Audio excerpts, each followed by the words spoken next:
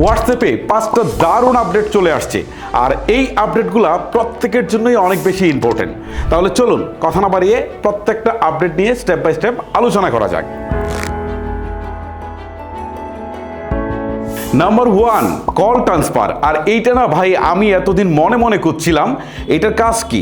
ধরেন আপনার স্মার্টফোনে হোয়াটসঅ্যাপটা লগ ইন করা আছে, পাশাপাশি আপনার ডেস্কটপ অথবা ল্যাপটপেও করা আছে।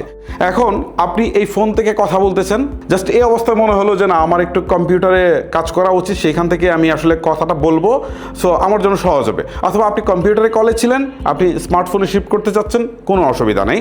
অপর প্রাপ্ত ব্যক্তি বুঝতেও পারবে না যে আপনি ফোন শিফট করে ফেলেছেন বা ডিভাইস শিফট করে ফেলেছেন। এই ক্ষেত্রে কলটা চালু থাকা অবস্থায় জাস্ট আপনারা একটা অপশন পাবেন, সেই অপশনটা হচ্ছে কল ট্রান্সফার করে জাস্ট এইখান থেকে ট্রান্সফার দিলে সেটা আপনার পিসিতে অর্থাৎ ল্যাপটপে অথবা ডেস্কটপে চলে যাবে। তবে সেখানেও নেট কানেকশনটা চালু থাকতে হবে। এই হচ্ছে বিষয়। আমি স্টিল নাও আমার ফোনে পাইনি, আমি যদি পাই সাথে সাথে আপনাদের ভিডিও করে দেখিয়ে দেবো। আর যারা পেয়েছেন তারা অবশ্যই কমেন্ট করে জানান। এটা খুবই ইজি একটা জিনিস। কল চালু অবস্থায় নিচে অপশনটা পাবেন, জাস্ট ওইখান থেকে ট্রান্সফার করে দিলেই কাজটা হয়ে যাচ্ছে। চলেন পরের ট্রিক্সে যাই। নাম্বার 2তে বলবো নয়েজ সাপ্রেশন। এইটা কিন্তু বেশ ইম্পর্টেন্ট একটা জিনিস। আপনি যখন হোয়াটসঅ্যাপে কাউকে কল দিবেন বা কেউ আপনাকে কল দিল, সেই অবস্থায় কলটা রিসিভ করার পর নিচে ওই যে 3 ডটস আছে, এইখানে দেবেন বা মোর অপশনে যাবেন, গিয়ে হচ্ছে আপনি এই অপশনটা পাবেন, নয়েজ সাপ্রেশন, এটা আপনি পাবেন। সো এইখানে ক্লিক দিয়ে এটাকে যদি আপনি অন করেন, তাহলে আপনার প্রথমত হচ্ছে নয়েজটা রিমুভ হয়ে যাবে। আশেপাশে যদি কোনো নয়েজ থাকে, অর্থাৎ কোনো শব্দ টব্দ থাকে, বাতাসের শব্দ থাকে বা রোড গার্ডে থাকেন, আশেপাশে অনেক বেশি ব্যাকগ্রাউন্ড সাউন্ড থাকে, সেগুলো কিন্তু বন্ধ করে দিবে। পাশাপাশি আপনার ভয়েসটাকে আরও বেশি ডেভেলপ করবে।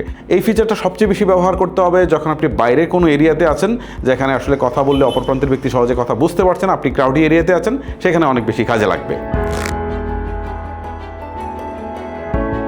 নাম্বার 3, এতদিন আমরা যখন হোয়াটসঅ্যাপ ব্রাউজারে গিয়ে যখন হোয়াটসঅ্যাপ ইউজ করতাম, তখন টেক্সট করা যেত, ভিডিও কলের অপশন ছিল না, অডিও কলের অপশনটা ছিল না। আমাদের কম্পিউটারের যে অ্যাপ ছিল সেটা ইউজ করে করতে পারতাম, বাট ব্রাউজার থেকে সরাসরি সেই অপশনটা কিন্তু ছিল না।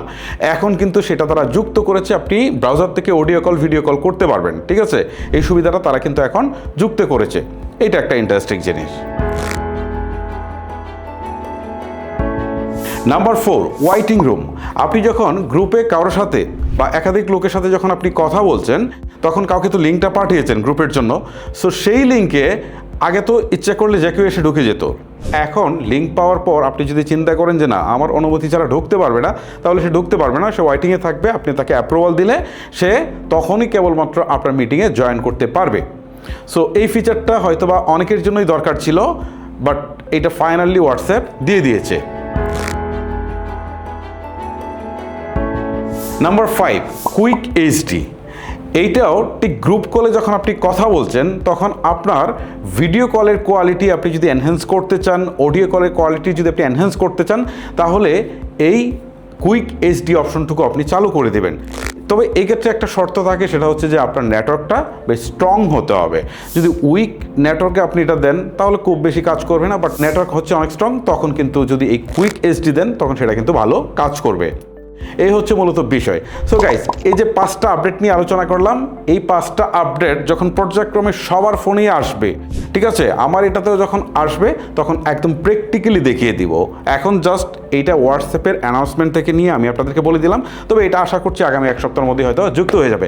তখন কিন্তু আপনারা ভিডিওটা পেয়ে যাবেন। আর ভিডিওটা পাওয়ার জন্য মাস্ট বি আমাদের এফআর টেকনোলজি 2.0কে ফলো করে রাখেন, অথবা আপনি যদি ইউটিউব থেকে দেখে থাকেন, তাহলে অবশ্যই আমাদের এফআর টেকনোলজিকে সাবস্ক্রাইব করে রাখবেন। ভিডিওটি লেন্দি করছি না, শেষ করছি এখানেই। আজকের মতো আমি হিমেল বিদায় নিচ্ছি। আল্লাহ হাফেজ।